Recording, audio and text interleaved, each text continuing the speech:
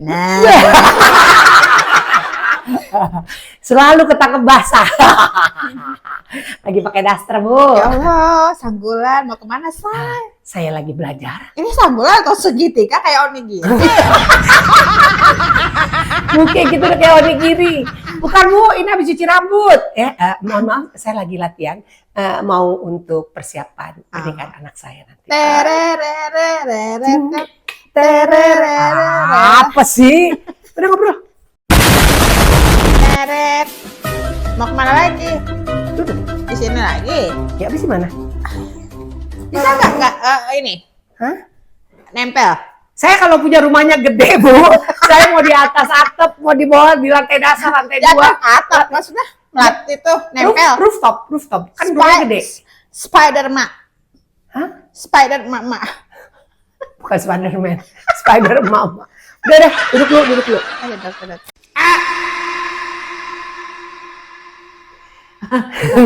Udah, coba tah. Itu Sanggulan apa? Enggak, Kik. Ini kan kalau rambut saya tuh ya, kalau misalnya rambutnya habis dicuci, ya begini rambutnya ngejigrek gitu. Ya makanya Long hair. it's a long hair. Oke, ngobrol apa kita? Nih, baru kemarin saya mbaknya tuh udah dipercaya udah segala macam. Mbak, orang kerja? Iya, orang kerja. Oh, Kayak, maksudnya ART. ART. Oh iya. Tapi jadi bisa ngurus anak juga. Oh, oke. Itu kejadian loh. Yang ngeliat itu tetangganya itu yang terjadi yang sekarang lagi yang lagi banyak orang tahu kalau anaknya itu kayak Siksa? jadi kayak bukan disiksa yang gimana, cuman kayak kejiwaan atau gimana ya? Maksudnya dia yang sakit jiwa atau kena imbas ke anaknya? Bagaimana? Kayak bukan nggak sakit jiwa, kayaknya Gangguan jiwa? Orang dengan kelainan jiwa? bukan. Psycho? Nggak tahu, kayak bisa dibilang bipolar atuh. Kalau di rumahnya dia baik-baik, ke ibunya baik, bekerja di rumah baik, pas ngajak-ajak jalan anaknya, orang tetangganya yang lihat anaknya dipukul. Hah? Oke. Serem nggak sih? Oke. Ini kan salah satu contoh ya, Kik, dari sekian banyaknya peristiwa kejadian yang mungkin baru cuman ke blow up satu. Padahal di luar sana banyak banget peristiwa kayak gitu. Ratusan. Yang mungkin ribuan, yang kita nggak tahu. Namanya masyarakat di Indonesia kan bermasyarakat bisa saja terjadi pada siapa saja ya. Dan ini salah satu kasus yang mungkin kita baca dari satu dari sekian banyaknya. Yang kita bisa belajar dari sini adalah masalah tentang trust and untrustable. Kepercayaan kita kepada orang yang kita pekerjakan. Ini bisa menyangkut kepada orang yang bekerja di rumah sebagai asisten rumah tangga atau babysitter, ya, ataupun karyawan atau apa saja. Kita boleh memberikan kepercayaan, tapi jangan 100% kepercayaan itu dipakai untuk sama mereka. hari Kita ini, kasih 100% jangan. untuk hari ini, aku tuh pengen ngobrolin sama Mama Ira. Bagaimana caranya untuk kita tuh kan hidup tuh saling ketergantungan satu sama lain, hanya keluarga. Tapi ini dengan orang-orang yang di sekitar yang membantu kita. Oke, membantu tidak apa-apa.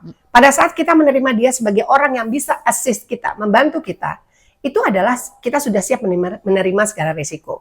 Ya dong, kan dia bukan satu keluarga yang dalam ikatan keluarga inti, benar nggak? Kita sudah membuka kesempatan orang itu untuk masuk dalam lingkungan keluarga kita atau lingkungan terdekat kita, masuk kepada ring paling dalam, ya berarti kita sudah tahu resikonya, benar nggak?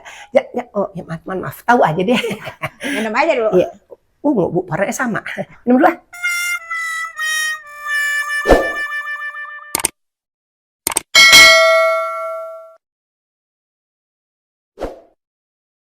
Daripada nanti Iya benar. Kausan. Kalau udah ngomong kan berepet Ya, bener, nggak bisa bener. di stop ya, Say. Masuk daripada hal yang tadi. Langsung lagi ya.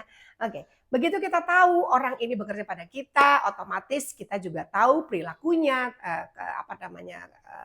aktivitasnya dia, bagaimana sifat, karakternya dan lain sebagainya. Tapi sebelum itu, Mbak Mira, harus kita tahu sekarang mau asisten rumah tangga, mau karyawan, harus lihat CV-nya. Oh iya, itu kan ada merupakan salah satu yang sekarang ini juga sering diterapkan oleh banyak orang.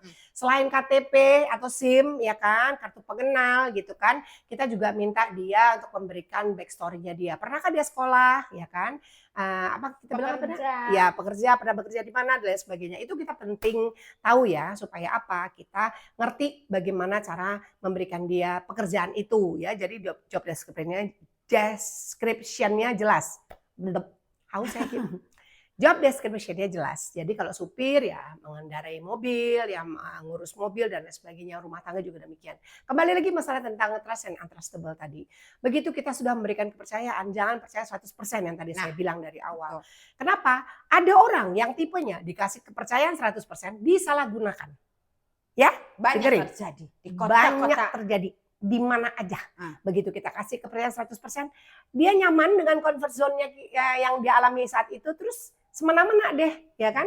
Kita nggak tahu duit kita dientit, maaf ngomong, ya kan? Kita nggak tahu barang kita diselip-selipin, ya kan? Kita bukannya uzon. Oh, kita bukan seuzon, tapi kalau orang lain nggak ada dalam rumah itu, terus tiba-tiba mendadak hilang dalam 1-2 hari, ya otomatis kita mau percaya kepada siapa lagi, atau kita suspek kepada siapa lagi, ya kan? Nah, kalau memang orang ini memberikan perilaku atau tabiat yang mencurigakan, ya sudah nggak usah dipekerjakan, gitu loh, ya. Kayak tadi, kalau ada sampai anak itu disiksa, orang tuanya tidak tahu segala macam. Sekarang udah pinter kan pakai CCTV. Udah pakai CCTV aja masih suka kebobolan. Ya enggak? Nah, ini adalah sebagian contoh. Ya enggak? Jadi itu tadi, trust and untrustable, percaya boleh tapi jangan 100%. Kedua, tindakan yang harus kita lakukan lebih awal. Artinya apa? Boleh kita pasang CCTV untuk minimize segala bentuk kejadian apapun yang ada dalam rumah. Kita bisa cek kan, sekarang udah modern kan, pakai handphone kan. Nah, setelah itu kita juga sering menghubungi yang bersangkutan. Kalau bisa kita bisa tempatkan juga anggota keluarga lain ya, yang mungkin kita bisa percaya untuk membantu memonitor kegiatan di dalam rumah. Lagi kita sendiri juga harus bisa preventif untuk mengamankan semua barang-barang berharga di rumah ya. Kalau memang ada yang harus dikunci, entah itu lemari atau laci-laci dan sebagainya, kalau perlu kunci ya kita harus kunci. Nah, gitu. kalau ini kan preventif ya. Bagi orang-orang yang tetap kita harus berjaga-jaga. Ya. Nah, tapi alhamdulillah kalau misalnya kita ketemu sama orang-orang yang memang sungguh-sungguh bekerja dengan baik, memanfaatkan kesempatan dengan baik, ya kan, memaksimalkan kemampuannya dia, dan dia bisa memberikan tanggung jawab atas apa yang kita sudah berikan kepada yang bersangkutan, prestasi kerjanya juga bagus. Kenapa tidak kita memberikan rewards atau penghargaan? Ya, itu boleh saja. Entah itu di luar gaji loh ya, gaji bulanan, kita bisa kasih dia bonus, bisa kita kita bisa traktir makan, kan harus yang bermewah-mewah. Yang penting kebersamaan. Ungkapkan rasa terima kasih kita kepada yang bersangkutan, entah kepada Pak Supir, entah kepada Bibi, atau kepada si Mbak, kepada babysitter kita, anak-anak kita ya, pokoknya semua, nggak apa-apa. Momen itu kita jadikan momen-momen yang spesial buat dia. Kadang-kadang misalnya lagi ulang tahun gitu, kita bisa loh bikin kue atau kita beli kue sedikit sebagai ungkapan terima kasih, tandanya aja gitu ya, biar dia senang. Ayo kita sama-sama, bagus-bagus ada hadiah atau oleh-oleh misalnya dari mana saja gitu. Itu udah membuat orang merasa lebih nyaman, dan bentuk apresiasi itu bisa juga sebagai trigger atau penyemangat dia agar bisa bekerja lebih baik lagi. Nah, kalau tadi udah ada contoh dan segala macamnya, mungkin Mama Ira bisa share gimana sih tipsnya untuk bisa mempekerjakan seseorang dan akhirnya jadi become part of the family. Yes, oke. Jadi sebetulnya saya bisa merangkum aja semuanya. Kita boleh mempekerjakan orang lain untuk masuk ke dalam lingkungan keluarga, ya, ke lingkungan terdekat kita, ke rumah kita, which is rumah adalah tempat pribadi, ya, tempat kita beristirahat, kenyamanan dan sebagainya.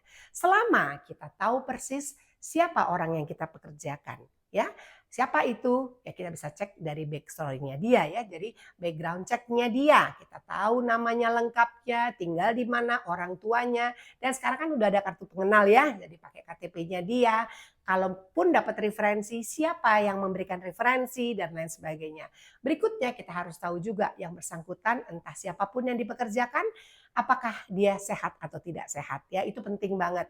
Karena kalau sudah berhubungan dengan anggota keluarga di rumah, otomatis segala sesuatunya akan menjadi lebih guyup ya, lebih dekat. Nah, pada saat kedekatan itu terjadi, khawatir bila mana yang bersangkutan kurang sehat atau sakit akut menahun atau kronis, itu akan menularkan kepada anggota keluarga yang lain. Ya, bila mana masih bisa ditoleransi, nggak apa-apa, bisa kita pekerjakan dengan catatan dia harus berobat dan rutin ya, minum obat dan sebagainya. Kalau misalnya kategorinya sudah sangat tidak mungkin diberikan pekerjaan, dengan sangat menyesal, kita harus menutup pintu untuk tidak mempekerjakan yang bersangkutan. Berikutnya lagi kita lihat dari skillnya. Kalau skillnya itu memang sesuai dengan kategori seperti apa yang kita mau, ayo kita berikan dia kesempatan untuk mengembangkan apa yang dia miliki, ya, sambil kita kasih time frame.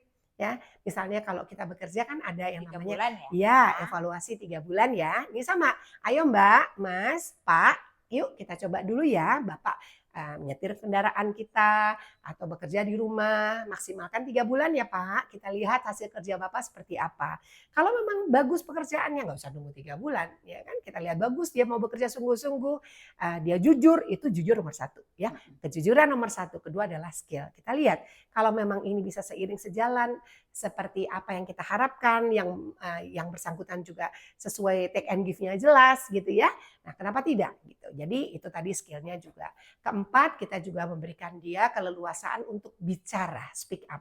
Jadi jangan sampai dia bekerja hanya melulu mendapatkan merasa pressure tinggi gitu ya. Wah, ini kayaknya kita sebagai pekerja aja kita harus ikutin apa kata bos, ya enggak juga. Kita coba kasih dia kesempatan untuk juga speak up atau bicara dengan kita.